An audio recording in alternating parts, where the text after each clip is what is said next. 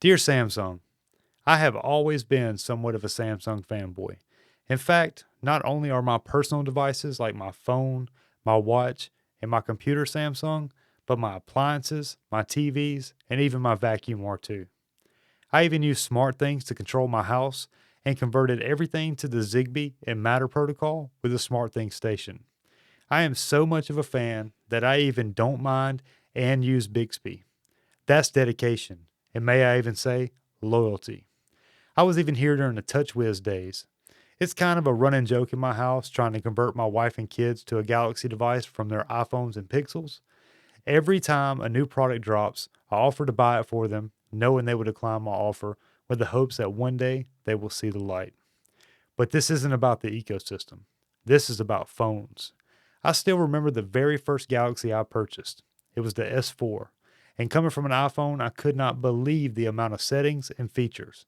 It felt like I was catapulted into the future with features like air gestures or being able to scroll by tilting your phone with Smart Scroll or seeing the first few lines of an email by hovering over it or even pausing a YouTube video just by looking away with Smart Pause.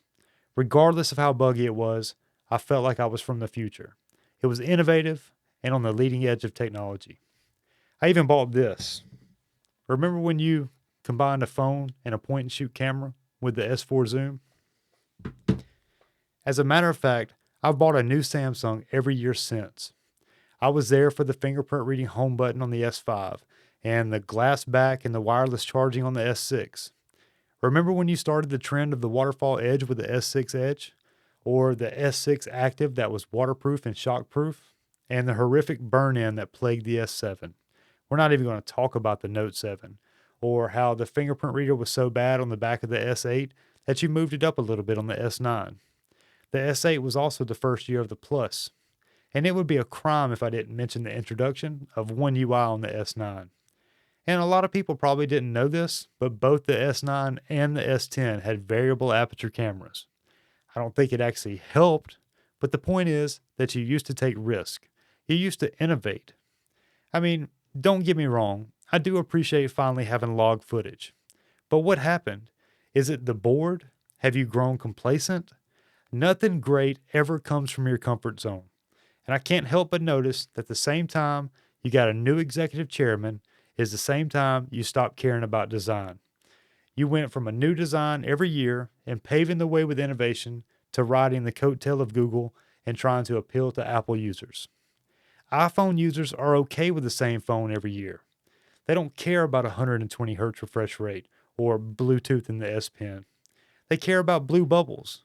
I even wonder if the person that signs off on these phones even uses a Galaxy. And why did you remove Bluetooth from the S Pen? I get it if it would interfere with the magnets on the Qi 2 wireless charger. Oh, that's right. There are no magnets on the Qi 2 charger. This is the first time in 15 years I have even considered switching to another phone, and I couldn't be alone. I have a feeling that after the S24 finally gets updated to Android 15 and One UI 7, that you won't even be able to tell the difference between it and the latest and greatest from Samsung. Although I do appreciate the rounded corners on the newest model, it will be indifferent or indiscernible from the past few years.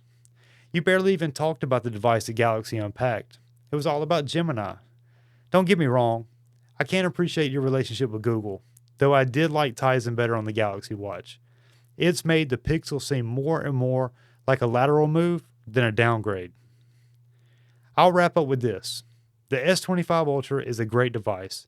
It feels premium in the hand, the display is incredible, and the battery is the best I've used yet. But so is the 24.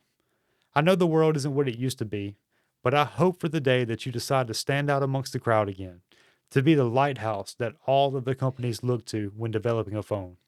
And hopefully, one day, we can have another S Pen that can do this.